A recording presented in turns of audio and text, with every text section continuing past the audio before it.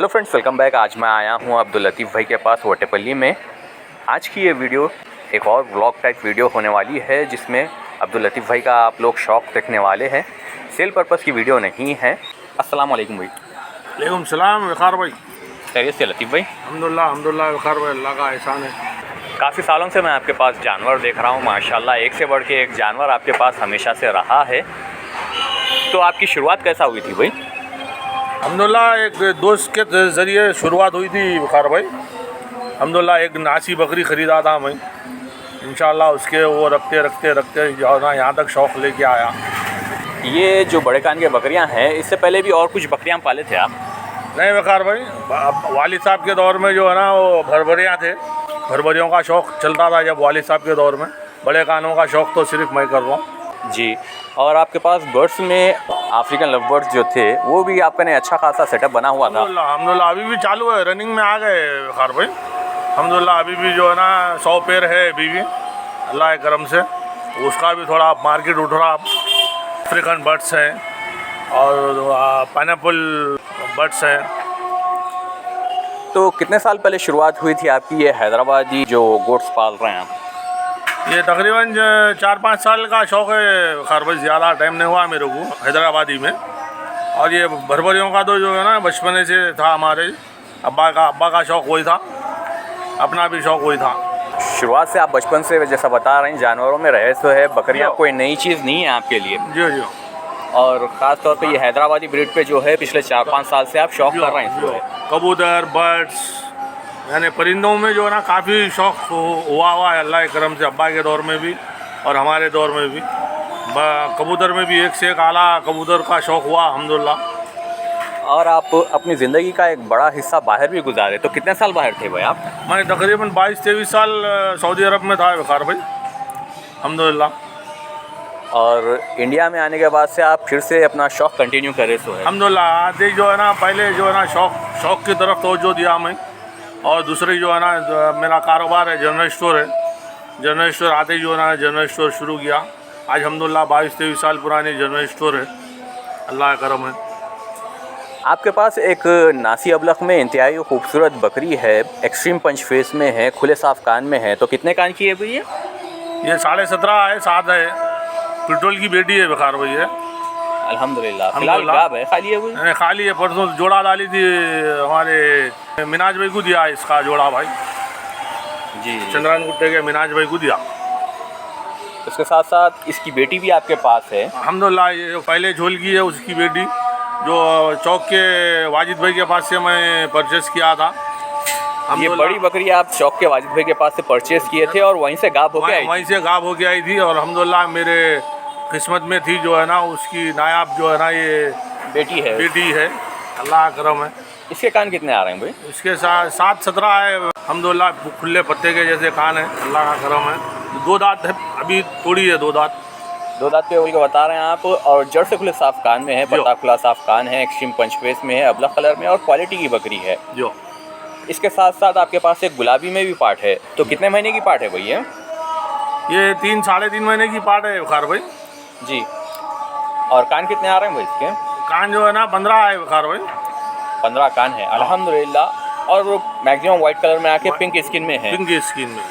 इसके साथ साथ एक नर बच्चा भी देखने में आ रहा आपके पास, जो कि गुलाबी में आ रहा। जो तो आप ही के बकरे का बच्चा है वो? ये मेरे पास एक बकरा वाइट था वक़ार भाई, मुल्तान नाम था उसका जी, जो मैं राजस्थान को सोल्ड आउट किया जी। उसी का जो है ना बेटा था। एक बेटा एक बेटी जो है मेरे पास ही रह गई थी। अल्हम्दुलिल्लाह बेटी भी परसों बिक गई। अब ये नर बच्चे को जो है ना तैयार कर रहा हूँ अल्लाह के करम से। और जैसे कि आप बेचने के ताल्लुक से बताए तो अल्हम्दुलिल्लाह 2025 आपके हक़ में काफ़ी अच्छा रहा है अब तक। अल्लाह का शुक्र है, काफ़ी जानवर बिके अल्लाह के करम से वक़ार भाई। क्योंकि आप जैसा बताए पहले सबसे पहले एक जोड़ा बेचे आप जो बड़ी बकरी का आपकी, जो उसके बाद जो है आपके पास 4 बच्चे गिरे थे रिसेंटली, जिनमें से 3 मेल 1 फीमेल थी। जो वो चारों बच्चे भी बेचे आप। और ये जो वाइट नर बच्चा है आपके पास, इसकी माँ और इसकी बहन वो भी बिक गए। तो 2025 में तकरीबन आप बाहर के नहीं, खुद के घर के जानवर बेचा और अच्छे खासे जानवर बेचे। अल्हम्दुलिल्लाह अच्छे रेट में भी बिके अल्लाह के करम से। ज़ाती तौर पे मैं आपसे ये जानना चाहूँगा कि हैदराबादी जानवर क्या फ़ायदेमंद है पालना? भाई हैदराबादी जानवर पालना फ़ायदेमंद जब है, नज़र का खेल है, क्वालिटी मेंटेन करना, और नए आप ला रहे हैं जानवर, ला रहे हैं, खिला रहे हैं, पिला रहे हैं और रिज़ल्ट नहीं आ रहा मेरे पास, कैसा करूँ, मैं परेशान हूँ, तो उसमें जो है ना इंसान धोखा खाता। तो सबसे पहले आप बता रहे हैं कि तजुर्बा रहना, तजुर्बा होना, किस पे क्या चीज़ डालने से क्या होता, खेल कैसा बनता, पहले ये चीज़ जो है ना इंसान को जो है ना इम्पोर्टेंट है। और ये तजुर्बे के साथ ही जो है ना ये चीज़ हासिल होती है। क्योंकि मैं डेली बेसिस पे देखता हूँ काफ़ी सारे लोग हैं जो कि आज के टाइम पे हैदराबादी जानवर पाल रहे हैं, लेकिन वो लोग अपने नज़रिए पे ज़्यादा तवज्जो नहीं देते, अपने तजुर्बे को ज़्यादा प्रेफर नहीं करते, लोगों की बातों में आकर ख़रीदी करते। उसके बाद से वो लोग कहते हैं कि उन्हें काफ़ी लॉस हुआ, उसमें कुछ प्रॉफिट नहीं हुआ। सीधा 50% हो जाता बेकार भाई। अब जैसा कि मेरे को कोई चीज़ का इल्म नहीं है, अब ये फलाना जो है ना टैक्स में आके मैं 1 लाख की चीज़ ले लिया, अभी मेरे को समझ में नहीं आ रही, दूसरे दिन जो है ना 50,000 को बेच देना पड़ता। भाई 2 लाख का जानवर ख़रीदने के बजाय 2 लाख का जानवर मेरे घर में गिरना, वो सबसे बड़ा चैलेंज है जी। वो चैलेंज जो है ना इंसान कबूल करके जो है ना चलना। तो आपके कहने का मतलब ये है कि 2 लाख का जानवर ख़रीदना बड़ी बात नहीं है, लेकिन 2 लाख का जानवर अपने घर में पैदा करवा कर बेचना बड़ी बात है। 2 लाख का जानवर तो कोई भी खरीद लेगा। अभी मैं आप सपोज मैं मेरी बात बोलता हूँ, मेरी औकात नहीं थी जो है ना मैं 50,000 की भी बकरी खरीदूँ, मगर आज अल्हम्दुलिल्लाह जो है ना 1 लाख, 1.5 लाख की, 2 लाख की, 3 लाख की मेरी हैसियत के हिसाब से ख़रीद रहा हूँ। मगर जो है ना घर में, मेरे घर में बच्चे गिरना जो है ना बहुत बड़ी बात है वो मेरे लिए। उसके अलावा सस्ता जानवर भी वही खाएगा और महंगा जानवर भी वही खाएगा। तो इससे बेहतर है कि अच्छा जानवर पाले।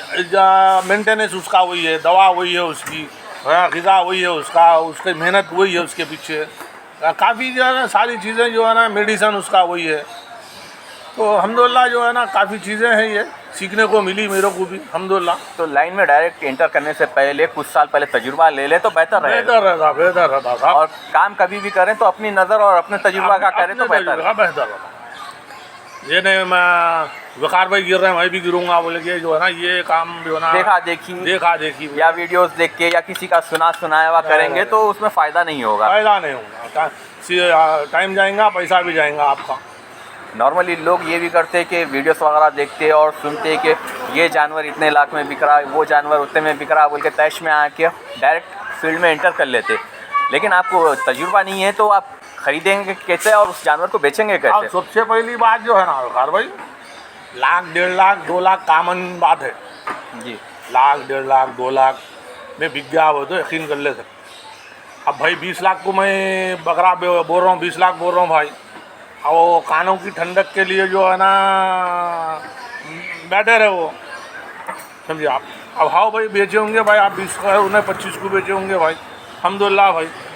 तो बोलने का मकसद ये है कुछ लोग जो है सामने वालों को अट्रैक्ट करने के लिए रेट काफ़ी हाई बता देते हैं, तो वो लोग सोचते हैं कि इन्हों ये रेट कमा रहे हैं तो हम भी कमा सकते हैं, उस भरोसे पे ये फील्ड में एंटर कर लेते हैं।